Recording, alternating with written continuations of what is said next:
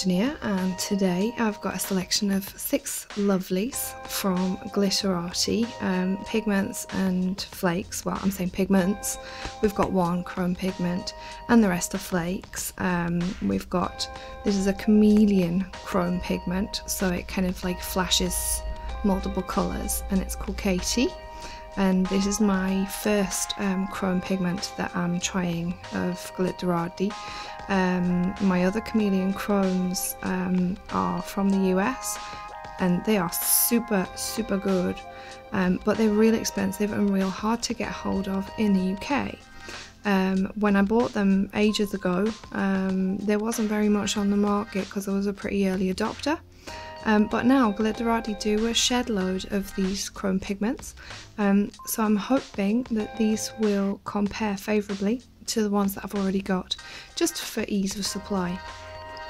These 2 here are Chameleon Flakes, and they're not mylar flakes. They are actually like kind of foily pigment flakes. I would love to know like how they make these. I've got a couple of theories, but let's not bore you with the details.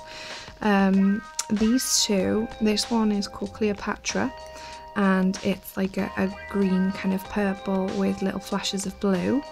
And this one is called Frisky, and this one is like a pink kind of orangey, bronzy, gold kind of colour. I'm not sure exactly how it's going to look on the nail. And you can apply these 2 ways. You can either pat them into the tacky layer, which I actually prefer, and you might have seen in my Game of Thrones mani video that I did both the patting into tacky top coat cured and the chroming method, which is where you use a base of no wipe top coat. So I'm going to chrome Cleopatra, and both of them I'm going to kind of pat them. And then we move on to these, and these are also chameleon flakes, but these are called unicorn flakes because they're kind of sheer and they're iridescent. And the thing with these is that they look totally different depending on what you put them over. And at the moment I am actually wearing 2 of these. Let's just have a little swear at you with my sweary fingers. I am wearing Mermaid in the Making on this finger, and this one is called Flying Fairies, and that is these 2 here. Now in the pot they look kind of similar, except this one looks a bit more kind of like cool toned and this one a bit kind of warmer toned. These are over a pale peachy baby pink base, gel bottle ink, number 73, and this one that we've got here is called Pixie Watch, and this one I don't think is going to look particularly good over a white base, and I'm going to be doing these over a white and a black base, unlike these ones which are just going to be over black for now. I don't think it'll look particularly good because you can see, or certainly I can see to the naked eye, that it has a lot of kind of like yellow and green. And they always look a bit kind of, I don't know, they just remind me of like sparkly egg white when you put them like over a pale colour, but they really come into their own when you put them over black. And again, what I'm going to do is I'm going to pat all of them, and then whichever one looks the cutest over the black and the white, I'm going to chrome it. So let's get swatching. So first up, I'm most intrigued to see Pixie Watch because I haven't actually used this on anybody yet, as is normally the case. Often when I get Nailcotics, my ladies want to have a go hot off the press, and I don't even get time to swatch them. So first off, we're going to go over black, and I've seen this on swatches and it tends to take on like a kind of purpley pink and blue tones, and you can see it is doing that. I'm just actually using a little wedge of makeup sponge. If I'm doing like a full coverage, I'll tend to use like a different applicator, like maybe eyeshadow applicator, but a little wedge like this is really good for getting precision placement without, say, clogging up a brush. When you just want to do like a stripe over the nail. Now in this case I am going for full coverage of the nail, to just have a little bit of black poking through, just for maximum impact. But you can see there how easy it is to apply, and this is just into, because it's a black pop, I've just applied some regular tacky top coat, and yeah, that's just into the tacky inhibition layer of that when it's cured. There you can see we are flashing kind of throughout the spectrum. Actually, I'm really surprised. In person I'm getting blue, I'm getting green, I'm getting purple, I'm getting pink, I'm even getting flashes of silver and gold, and a little bit of a kind of like a red tone as well. But yeah, I'll get some pictures in daylight. Once you've got your flakes on there, you can just kind of give them a little kind of pat on. With your finger isn't the best if you're doing it like on a nail, but when I'm doing someone's nails I do tend to be wearing gloves anyway, and that's perfectly fine. Or you can just go with the clean end of your sponge and give it a little pat all over, just to make sure that they're all lying down, and that when you float your top coat over, you're not going to dislodge any of them bits. And with these flakes, unlike with chrome pigments, they don't like frost up and cloud up or crackle and craze when you put a standard tacky top coat on. So I tend to go in with a tacky top coat and then do a second top coat of non-wipe, just for convenience. You can use your regular sticky one and just wipe the tacky layer off, but definitely double top coat as always with pigments. And speaking of pigments, yes, this is Unicorn Magic, also from Glitterarty. So now that we've got the basic technique down, I'm just going to whiz through the rest of them, and as I thought would be the case, Pixie Watch is not looking fantabulous over white. It's looking kind of like very yellow and stuff, so you can see that there are bits of pink in there, especially when you like turn it down. It's kind of like reflecting a bit of like pink and purple flashes, but the dominant colour here does appear to be orange, yellow and green. So onto Mermaid in the making. Oh wow! So over a black base, we're getting a lot of kind of like red, green and purple and gold highlights. And again, I'm just whizzing through these now, and I'll finish the rest of the application off screen.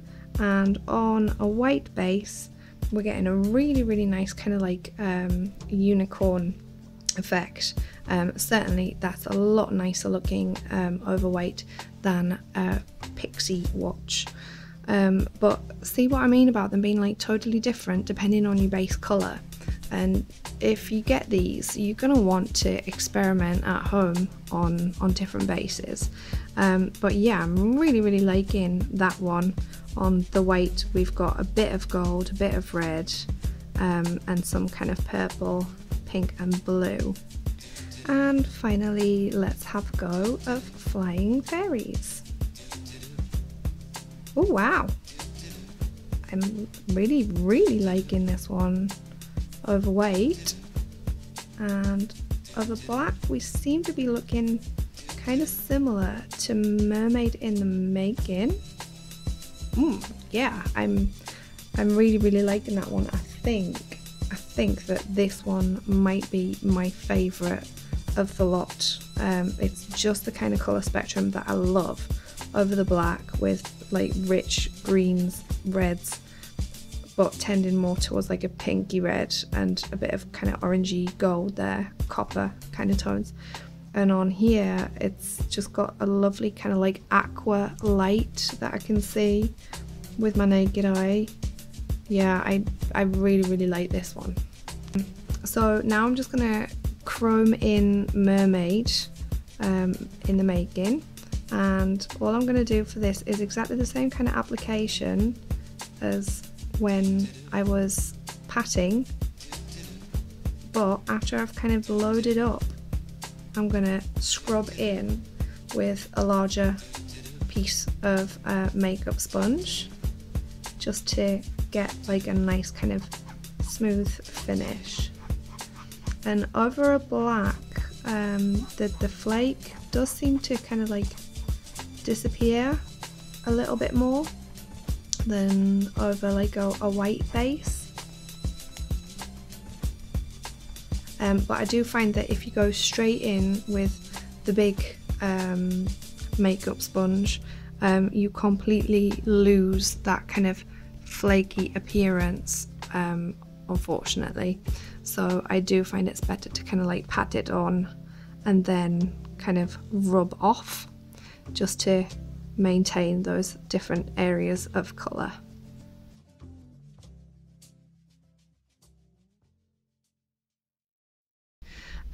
You can see that you still get like a flaky appearance, but instead of like having like a partial coverage on the nail, there's little bits of your flake come away to cover the rest of the surface of the nail and give you that kind of like snow opal kind of chrome sheen on the nail, and it's just like a really nice effect. So now let's have a look at the standard Chameleon Flakes, and this one is Frisky, and wow, that is really quite pretty. Thankfully it's a lot less red than I thought that it would be. You have to kind of like turn it up this way to see the red flash. So now I'll have a go of Cleopatra, and I've actually got my nitrile gloves on, not least because as I looked down at my finger I noticed that I was getting flakes stuck in my no wipe top coat of my mani. Now that's not a big hassle because you can just, with a lint-free wipe soaked in alcohol, just wipe that off, but sometimes you might get a few little stubborn bits stuck on there. So if you are wearing a mani with no wipe top coat, just be aware if you're working with these pigments and flakes that you might end up with it on your own fingers. This is Cleopatra, and you can see that kind of lovely kind of green with purple flash and a few little kind of blue highlights.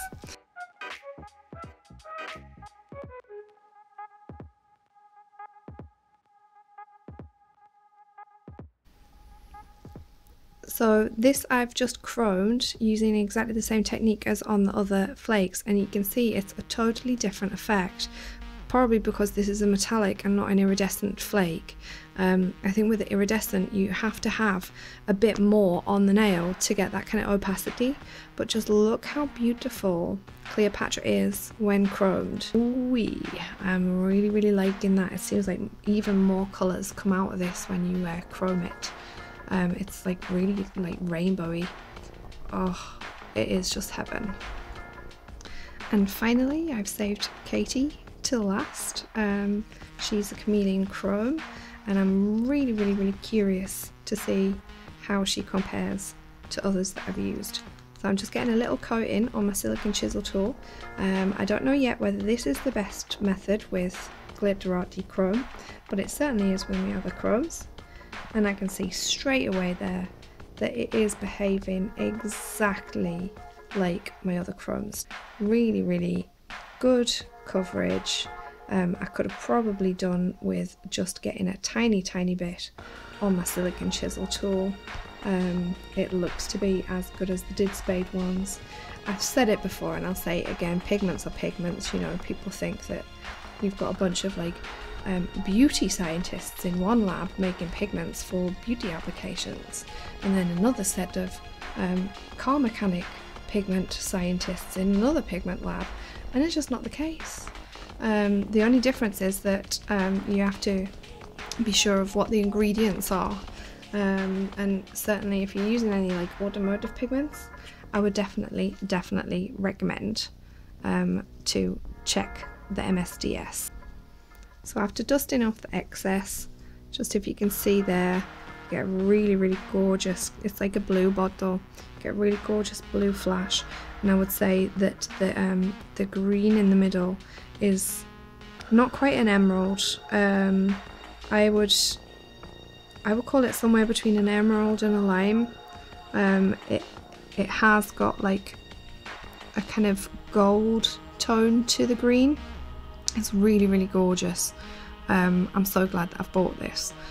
So I've dusted off my excess, and on chrome I would tend to triple top.